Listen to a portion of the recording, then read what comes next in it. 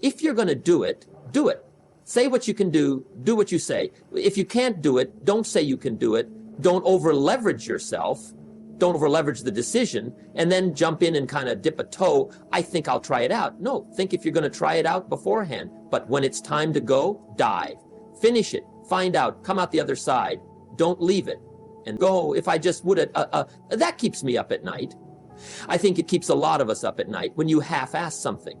You just don't know whether you failed or succeeded, got what you want or didn't get what you want, finding out and looking in the mirror and going, I didn't have HD. I went all the way. I found out, and that for me, or I found out, and you damn right that is, for me, that's a great place to get to. I think part of the challenges in life is a lot of us are running around half-assing ourselves, half-fulling ourselves, not full of ourselves, not studying ourselves enough, not holding ourselves to task enough, not patting our own self on the back when we do get what we want enough, not cracking our own whip on our backside when we do get out of line, even though we knew better. I wish we were more full of ourselves that way somewhat. Said this to me before, Matthew, you're so full of yourself. And that thing was like, well, who else am I supposed to be full of? That's a good line. And I stopped after. I was like, that's exactly what I meant. I wrote that down. I wish more people were more full of themselves. I think we should take some time to be able to look in the mirror and own that thing that we pulled off and go, good job. It's what you wanted. It's what you got. At the same time, be able to, as we do more often, look in the mirror when we fail and go, bogey, pull that off. Give others and yourself more credit. Happiness, you can't guarantee it, but there is a science to satisfaction. There you can look at habits that engineered less pain in your life, maybe more pleasure, but at least less pain, and that's a win. So much easier to be supportive and gentle of other people than of ourselves. You will happily bestow this sort of gentle, reassuring pat on the shoulder when somebody succeeds or falls short. When they tried their best, yet given the fact that you tried your best, you give yourself a kick on the way out of the door and a harsh word to follow you. Yep, because I got myself in the pickle. Because things didn't go how I wanted it to go or how I believed it could go. The ironic tragedy, life is pain. I'm the reason that I stepped in, which is also an asset, even if someone why are you giving yourself so much credit for screwing that up? We're going to make mistakes. You got to own them. Then you got to make amends, and then you got to move on. Guilt and regret kills many a man before their time. So turn the page, get off the ride. You are the author of the book of your life. There are habits that I notice of things I take care of in my life, health-wise, faith-wise, father-wise, husband-wise. If I'm doing that consistently, there's less value. The ironic tragedy is that life has to be lived forward, but only makes sense, in reverse. When you look back, we can all connect every single dot. It's mathematical, scientific, how we got to this table right here. It's all connected if we go back and look at it. And there's a whole lot of, I thought that was the end. Well, it was the end, but it was the beginning of this thing. What you're leaning into is that mystery going forward, right? That ironic CH that you have something to push off the, well, I don't know what I do want, but I do know I don't want that. You have leverage, yes, it's there. We always say, well, who are you? You figure out who you are. And we ask, I try not to ask my kids that now. Well, I want you to know who you are. Now, part of that, whose, help me, is Bob Dylan.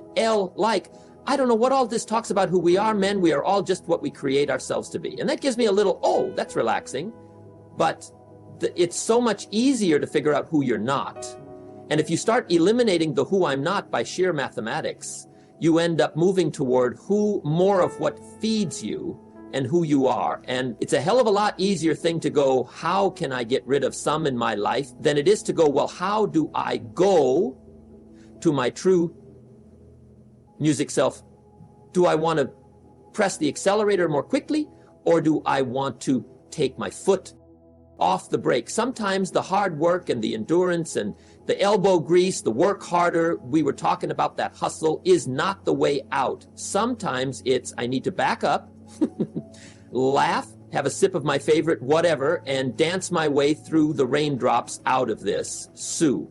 And even looking at the things that are bad and going, oh, thank you, appreciate that. I think one of the themes of your worldview that I've become familiar with is alchemizing bad times into good ones, a reminder that things that seem bad can end up being good. How can people, or how do you have more of that perspective during a hard time? I probably start off intellectualizing something that I know I probably should believe in, but don't believe in, and convince myself, even to an extent, to trick myself that, you know, to sit here and go, well, you just tell yourself, this too shall pass.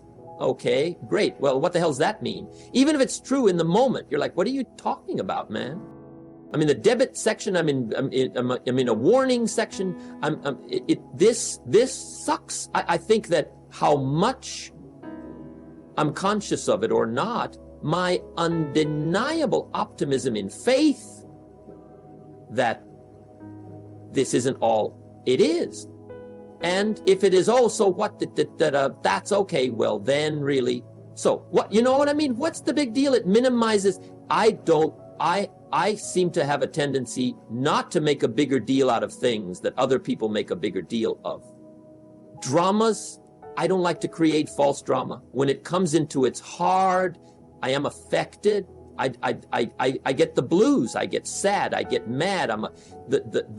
Be around, I can't get to sleep. I got demons in my own head trying to work the riddle out.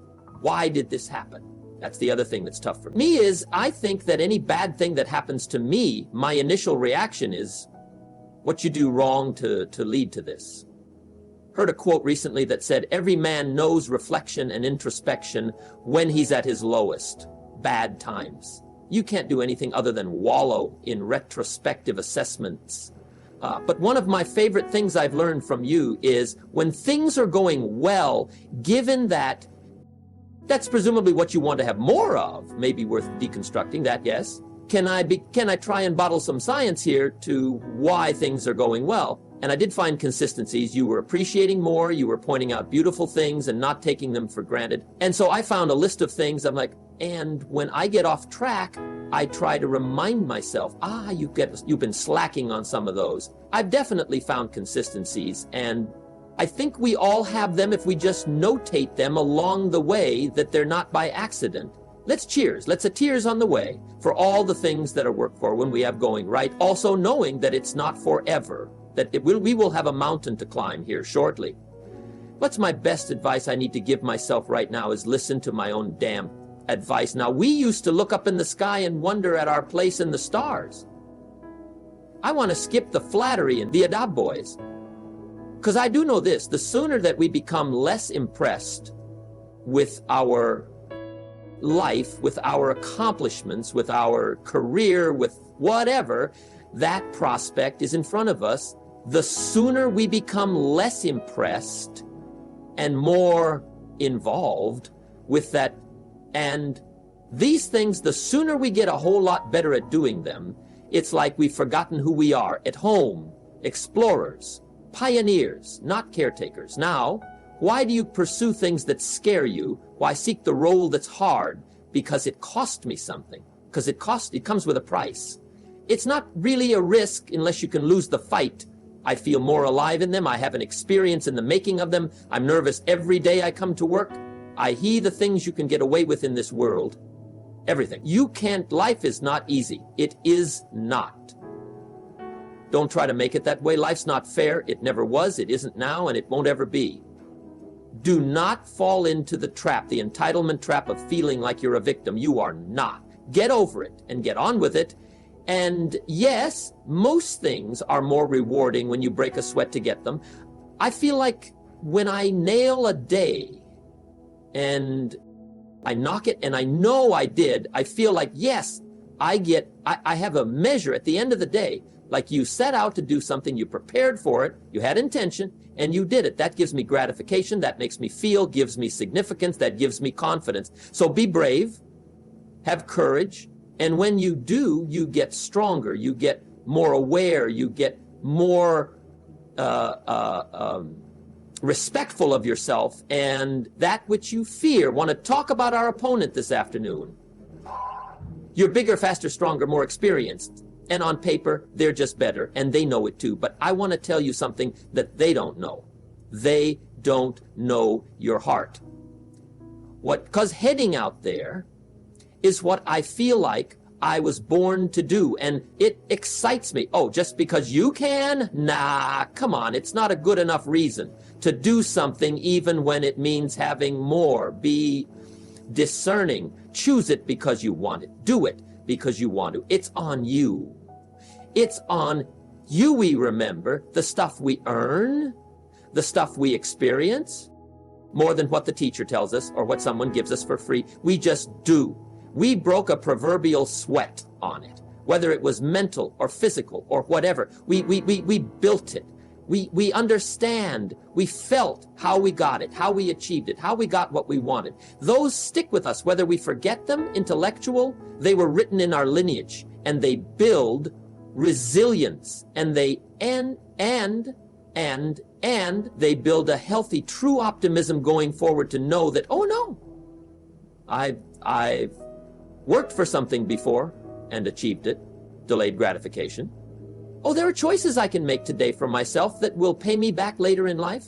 And I've got friends, and trust me, I've done it myself, that lose a job and then get another, but won't take it because it's less salary than maybe the one they had before. And all of a sudden find themselves 3, 4, 5, 6, 7, 8 years, a decade later going, they're still stuck. They didn't do anything. They're still saying like, no, I'm going to find that thing, and I'm going, like you missed a decade, man. Just go do that one that you love to do that maybe was going to pay you less because you'd at least been building something through the day. And who knows what that would have led to. Maybe that would have led to something where you're getting paid 5 times more than you were doing something else you love even more. So sometimes it's not even about what choice we make. Just make a choice and commit to it and go and dive in. And so while we're here and they're going to run across the Jumbotron, let's make it a place where we break a sweat, where we believe, where we enjoy the process of succeeding in the places and ways that we are fashioned to where we don't have to look over our shoulder because we're too busy doing what we're good at, voluntarily keeping our own counsel because we want to, traveling towards immortal finish lines. We write our own book. Overcoming our fears, we make friends with ourselves. And that is the place that I'm talking about. From the soles of your feet, with every ounce of blood you've got in your body, lay it on the line until the final whistle blows. And if you do that, we cannot not lose. So turn the page, get off the ride. You are the author of the book of your life. Knowing who we are is hard. It's hard. Give yourself a break. Eliminate who you are not first. And you're going to find yourself where you need to be. And the Oscar goes to Matthew McConaughey. I had a very important person in my life come to me and say, who's your hero? And I said, I don't know. I got to think about that. Give me a couple of weeks. I come back. 2 weeks later, this person comes up and says, who's your hero? I said, I thought about it. You know who it is? I said, it's me in 10 years. So I turned 25. 10 years later, that same person comes to me and goes, so you're a hero. And I was like, not even close. No. She said, why? I said, because my hero is me at 35. So you see, every day, every week, every month, and every year of my life, my hero is always 10 years away. I'm never going to be my hero. I'm not going to attain that. I know I'm not. And that's just fine with me, because that keeps me with somebody to keep on chasing. So to any of us, whatever those things are, whatever it is we look up to, whatever it is we look forward to, and whoever it is we're chasing to that, I say amen to that. I say, all right. That I say, just keep living, huh? Thank you. Nobody has ever choked. I have. You know what I'm talking about. Fumbling at the goal line, stuck your foot in your mouth once you got to the microphone, had a brain freeze on the exam that you were totally prepared for, forgot the punchline to a joke in front of 4,000 graduating students at the University of Houston commencement. Or maybe you've had that feeling of, oh my God, life just cannot get any better than this moment. And ask yourself, do I deserve this now? What happens when we get that feeling? Tense up. We have this sort of outer body experience where we are literally seeing our soul in the third person, and we realize that the moment just got bigger than us. You ever felt that way? I have, and it's because we have created a fictitious ceiling, a roof, to our expectations of ourselves, a limit where we think it's all too good to be true, but it's not, and it's not our right to say or believe it is. We shouldn't create these restrictions on ourselves. A blue ribbon, a statue, a score, a great idea, the love of our life, a euphoric bliss. Who are we that think that we don't deserve or haven't earned these gifts when we get them? It's not our right. But if we stay in process all right within ourselves in the joy of the doing, we will never choke at the finish line. Why? Because we aren't thinking of the finish line, because we're not looking at the clock.